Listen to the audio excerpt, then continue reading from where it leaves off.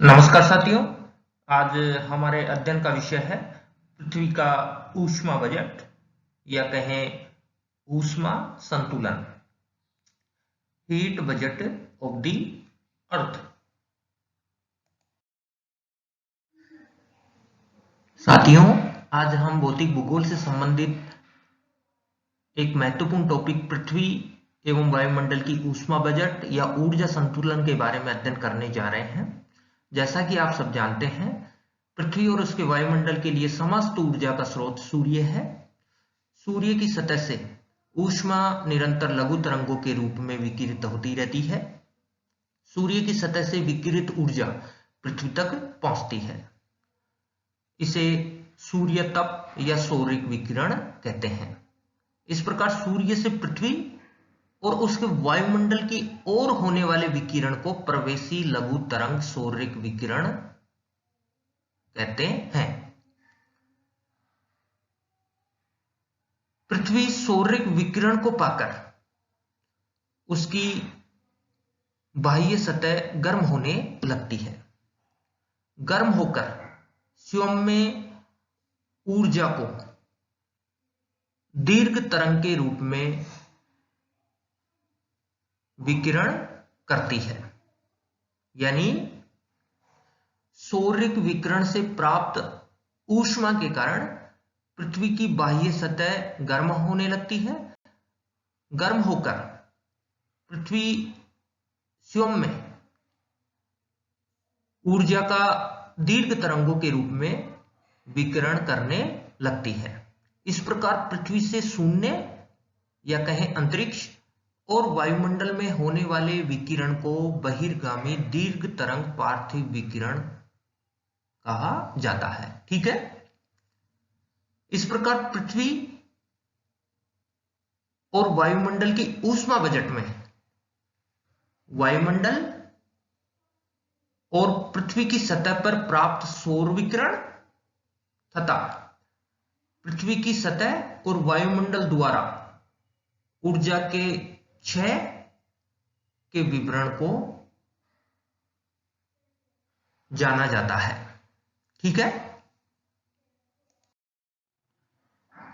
बताना चाहूंगा, पृथ्वी एवं वायुमंडल के ऊष्मा बजट की व्याख्या के लिए पृथ्वी के वायुमंडल की ऊपरी सीमा पर पहुंचने वाले समस्त सौरिक ऊर्जा की मात्रा को 100% या 100 इकाई के रूप में माना जाता है। अनेक विद्वानों ने पृथ्वी एवं वायुमंडल के ऊष्मा बजट या ऊर्जा संतुलन की व्याख्या की है। इनमें जीटी त्रिवार्था व ओलिवर व हिडोरे का नाम प्रमुख है। यहां पर हम जीटी त्रिवार्था द्वारा प्रस्तुत पृथ्वी एवं वायुमंडल के ऊष्मा बजट या ऊर्जा संतुलन का अध्ययन करेंगे।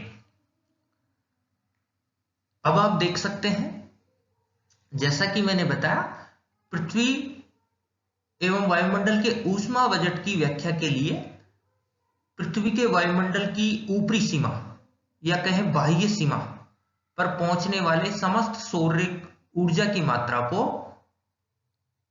100% के रूप में या 100 इकाई के रूप में माना जाता है। यहां पर हमने 100% के रूप में माना है। इस प्रकार प्रवेशी लघु तरंग सौरिक विकिरण की मात्रा कितनी है? 100%।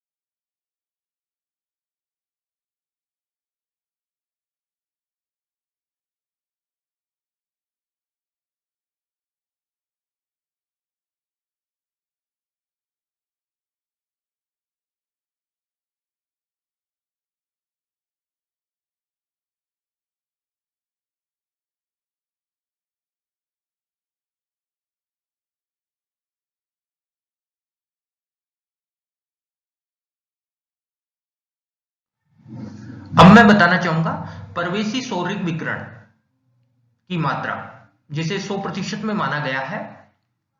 इस 100% में से 35% भाग वायुमंडल में ही खर्च हो जाता है। यह 35% भाग 3 रूपों में खर्च होता है या कहीं क्षरण होता है। 27% बादलों से परावर्तित हो जाता है, यानी वायुमंडल में मौजूद बादलों के द्वारा 27% सौर विकिरण की मात्रा को परावर्तित कर दिया जाता है, जबकि 2% भाग हिमाच्छादित सतह से परावर्तित कर दिया जाता है, जबकि 6% भाग वायुमंडल में मौजूद धूलिकण और जलवाष्प द्वारा प्रकीर्णन कर दिया जाता है। इस प्रकार सौर विकिरण की 100% मात्रा में से 35% मात्रा वायुमंडल में खर्च हो जाती है, शेष बची 65%। अब मैं बताना चाहूंगा, यहां कुछ शब्द आए हैं जिनके बारे में भी आपको जानना जरूरी है। परावर्तित या परावर्तन किसे कहते हैं, बताना चाहूंगा। किसी भी वस्तु की सतह पर होने वाले विकिरण का जितना भाग वापस लौटा दिया जाता है उसे प्रत्यावर्तन या परावर्तन कहते हैं। इस प्रकार आपने जाना, किसी भी वस्तु की सतह पर होने वाले विकिरण का जितना भाग वापस लौटा दिया जाता है, वापस भेज दिया जाता है, उसे प्रत्यावर्तन या परावर्तन कहते हैं। इस प्रकार सौर विकिरण का 27% भाग बादलों के द्वारा परावर्तित हुआ, 2% हिमाच्छादित धरातलीय सतह से परावर्तित हुआ। यहां एक और शब्द आया है प्रकीर्णन, यह भी जानना जरूरी है। प्रकीर्णन क्या होता है, बताना चाहूंगा। वायुमंडल में उपस्थित धूल के कण, जलवाष्प व गैसों के कणों के द्वारा परिवेशी सौर विकिरण के कुछ भाग को विभिन्न दिशाओं में बिखेर दिया जाता है और यह मात्रा धरातल तक नहीं पहुंच पाती। इसे प्रकीर्णन कहा जाता है, यानी वायुमंडल में मौजूद धूलिकण, जलवाष्प व गैसों के द्वारा सौर विकिरण की मात्रा का बिखराव या कहें सौर विकिरण के कुछ अंश का बिखराव प्रकीर्णन होता है। ठीक है। अब आप देख सकते हैं पृथ्वी द्वारा प्राप्त सौरिक ऊर्जा की मात्रा है 51%, जबकि वायुमंडल द्वारा प्राप्त सौरिक ऊर्जा की मात्रा है 48%। पृथ्वी को प्राप्त सौरिक ऊर्जा की मात्रा 2 रूपों में प्राप्त होती है, एक प्रत्यक्ष विकिरण के द्वारा, दूसरा विसरित दिव्य प्रकाश के द्वारा। प्रत्यक्ष विकिरण, जैसा कि नाम से स्पष्ट है, प्रत्यक्ष रूप से सौरिक विकिरण द्वारा प्राप्त ऊर्जा की मात्रा यह है 34%। इस प्रकार पृथ्वी को 34% सौरिक ऊर्जा की मात्रा प्रत्यक्ष सौरिक विकिरण से प्राप्त होती है, जबकि 17% सौरिक ऊर्जा की मात्रा विसरित दिव्य प्रकाश से प्राप्त होती है। बताना चाहूंगा विसरित दिव्य प्रकाश क्या होता है। सौर विकिरण का कुछ अंश जो वायुमंडल में मौजूद जलवाष्प, धूल के कण व गैसों के द्वारा प्रकीर्णन कर दिया जाता है या फिर उसका विसरण कर दिया जाता है। इस प्रकार विसरण और प्रकीर्णन का वह अंश जो धरती तक पहुंचता है उसे विसरित दिव्य प्रकाश के नाम से जाना जाता है। इस प्रकार पृथ्वी को प्राप्त सौरिक ऊर्जा की मात्रा 51% है और यह 2 रूपों में प्राप्त होती है, 34 + 17 योग 51। ठीक है। अब बात करते हैं वायुमंडल द्वारा प्राप्त सौरिक ऊर्जा की मात्रा। जैसा कि आप देख सकते हैं, वायुमंडल द्वारा प्राप्त सौरिक ऊर्जा की मात्रा 48% है। वायुमंडल को भी प्राप्त सौरिक ऊर्जा की मात्रा दो रूपों में प्राप्त होती है। एक, प्रवेशी सौरिक विकिरण का प्रत्यक्ष अवशोषण,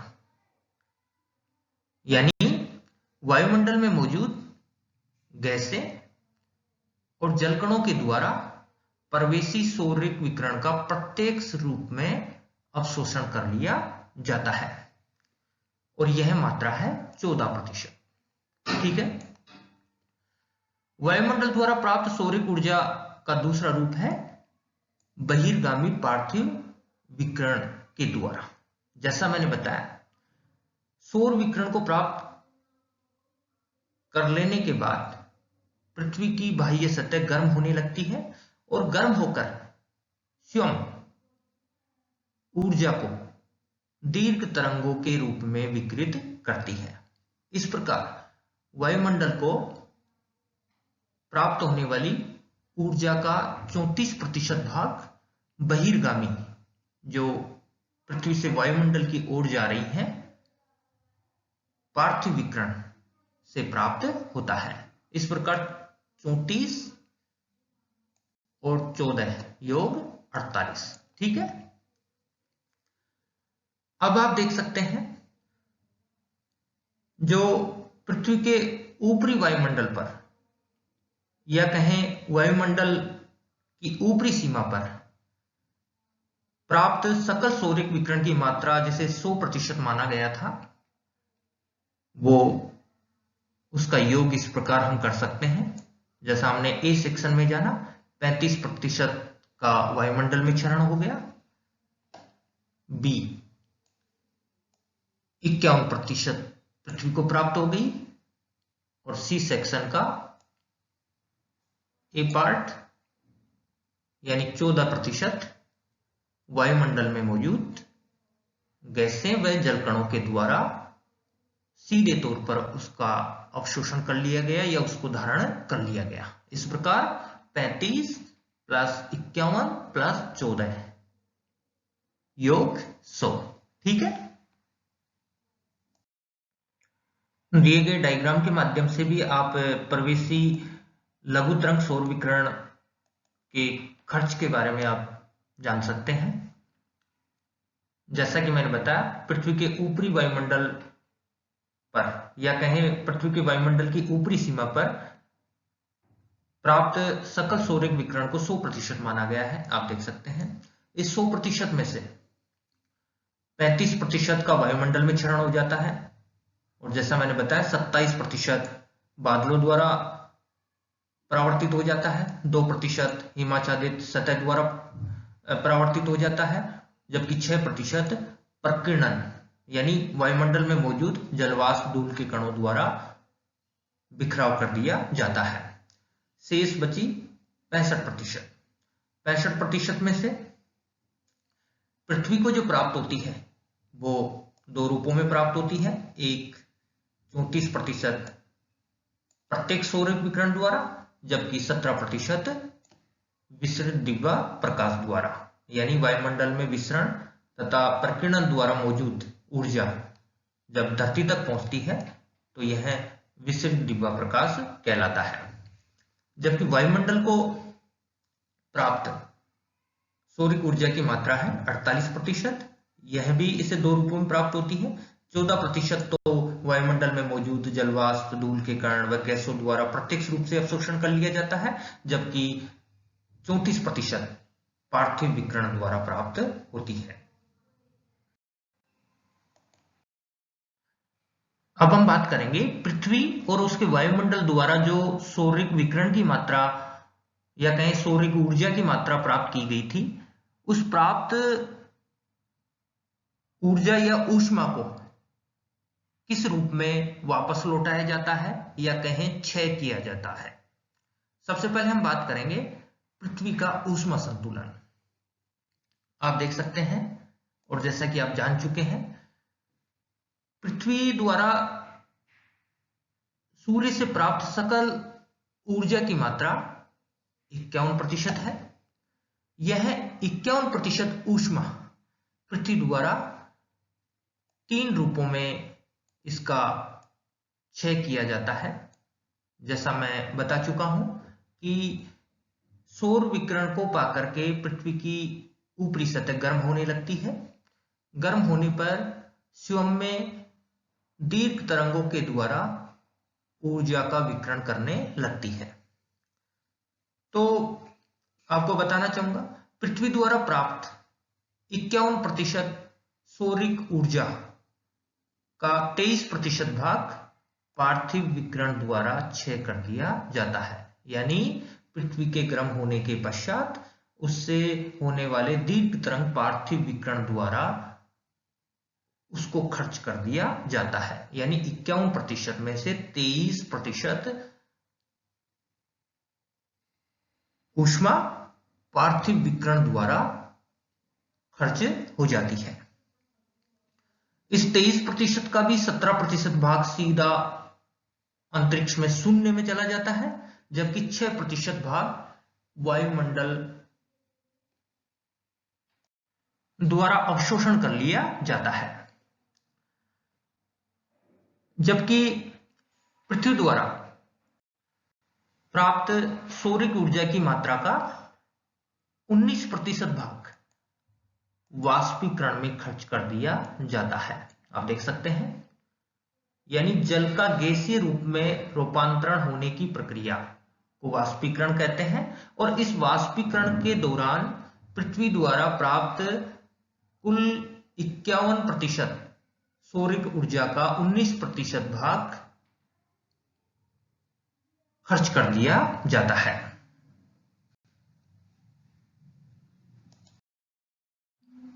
यहां पर हम जानेंगे वायुमंडल के ऊष्मा संतुलन के बारे में। जैसा कि आप जान चुके हैं, वायुमंडल को प्राप्त सकल सौरिक ऊर्जा की मात्रा 48% है, जिसको पहले विस्तार पूर्वक बताया गया है। यहां पर एक बार फिर से दोहरा लेते हैं। वायुमंडल द्वारा प्राप्त सकल सौरिक ऊर्जा की मात्रा 48% है और यह 2 रूपों में प्राप्त होती है। पहले वाली स्लाइड में हमने जाना है, एक परवेशी सौर विकिरण का वायुमंडल द्वारा अवशोषण, और यह मात्रा है 14%, जबकि दूसरा पार्थिव विकिरण द्वारा, और यह मात्रा है 34%। इस 34% को यहां खोलकर बताया जा रहा है कि पार्थिव विकिरण द्वारा वायुमंडल को प्राप्त होने वाली 34% ऊर्जा किन किन रूपों में प्राप्त होती है।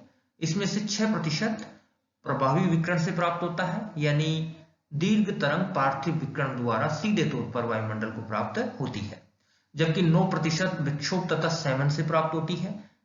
जैसा मैंने पहले वाली स्लाइड में बताया कि पृथ्वी को प्राप्त सकल सौरिक ऊर्जा का 9% भाग विक्षोभ तथा सेवन की प्रक्रिया से खर्च हो जाता है। तो पृथ्वी द्वारा खर्च 9% ऊष्मा यह वायुमंडल को प्राप्त हो जाती है, या कहें वायुमंडल में चली जाती है, जबकि 19% ऊष्मा वायुमंडल को संघनन की गुप्त ऊष्मा से प्राप्त होती है। जैसा मैंने पहले वाली स्लाइड में बताया कि पृथ्वी पर 19% ऊष्मा वाष्पीकरण की प्रक्रिया में खर्च होती है। अब ये खर्च हुई ऊष्मा वायुमंडल में पहुंचकर संघनन होने के पश्चात वायुमंडल को प्राप्त हो जाती है। इस प्रकार 19, 9 और 6 तीनों का योग हो गया 34। इस प्रकार वायुमंडल को 34% ऊष्मा की प्राप्ति पार्थिव विकिरण से प्राप्त होती है। पहले वाली स्लाइड में सिर्फ 34% सीधे तौर पर दिया गया था और लिखा गया था पार्थिव विकिरण। यहां उस 34% को खोलकर बताया गया है। अब इस प्रकार हम जान चुके हैं कि वायुमंडल को प्राप्त होने वाली सकल सौरिक ऊर्जा की मात्रा है 48%। यह 48% मात्रा वायुमंडल द्वारा पुनः अंतरिक्ष में लौटा दी जाती है, या कहें अंतरिक्ष में शून्य में लौटा दी जाती है। इस प्रकार वायुमंडल द्वारा प्राप्त ऊर्जा की मात्रा 48% और खर्च हो गई 48, यानी जो 48% प्राप्त की थी उसको वापस अंतरिक्ष में भेज दिया, या कहें शून्य में भेज दिया, और बैलेंस शून्य। ठीक है, यहां पर हम दीर्घ तरंग पार्थिव विकिरण के बारे में जान लेते हैं। जैसा कि आप जान चुके हैं, पृथ्वी को प्राप्त होने वाली सकल सौरिक ऊर्जा की मात्रा है 51%, या कहें 51 इकाइयां। ये 51% ऊष्मा की मात्रा पृथ्वी द्वारा 3 रूपों में खर्च की जाती है, या कहें वापस शून्य में लौटाई जाती है। इसमें से 23% है पार्थिव विकिरण। इस 23% पार्थिव विकिरण का 17% तो सीधा अंतरिक्ष में चला जाता है, और 6% वायुमंडल द्वारा अवशोषण कर लिया जाता है। जबकि 9% ऊष्मा की मात्रा पृथ्वी से विक्षोभ तथा सेवन की प्रक्रिया द्वारा खर्च हो जाती है, और यह मात्रा वायुमंडल को प्राप्त हो जाती है। जबकि पृथ्वी द्वारा प्राप्त सकल सौरिक ऊर्जा की मात्रा में 19% वाष्पीकरण की प्रक्रिया में खर्च हो जाती है, और यह भी वायुमंडल में पहुंचकर संघनन की क्रिया के दौरान वायुमंडल को प्राप्त हो जाती है। इस प्रकार पृथ्वी द्वारा प्राप्त की गई ऊष्मा की मात्रा, जिसका योग है 51%, वो खर्च कर दी गई है 23% पार्थिव विकिरण द्वारा, 9% टर्बुलेंस और कन्वेक्शन द्वारा यानी विक्षोभ तथा सेवन के द्वारा, और 19% वाष्पीकरण के द्वारा। इस प्रकार 19 + 9 + 23 योग 51। जबकि वायुमंडल को प्राप्त होने वाली सकल सौरिक ऊर्जा की मात्रा 48% है, और यह मात्रा वायुमंडल द्वारा सीधे पुनः अंतरिक्ष में लौटा दी जाती है। ठीक है, यहां पर पृथ्वी और वायुमंडल के ऊष्मा बजट के टॉपिक में आई महत्वपूर्ण शब्दावली की व्याख्या की गई है, जिसको आप पढ़ें, समझें, जिससे आसानी से आपको ये टॉपिक समझ में आए। कठिन जरूर है, लेकिन नामुमकिन नहीं। आप इस टॉपिक को बहुत ही अच्छे से तैयार कर सकते हैं। अक्सर परीक्षाओं में इससे संबंधित प्रश्न पूछे जाते हैं, तो आप इस टॉपिक को समझने के लिए पहले इन महत्वपूर्ण शब्दावलियों पर गौर करें, इनको समझें, और इनको समझने के पश्चात फिर आप पृथ्वी और वायुमंडल के ऊष्मा बजट के विवरण को आप ठीक से अध्ययन करें। ठीक है, धन्यवाद।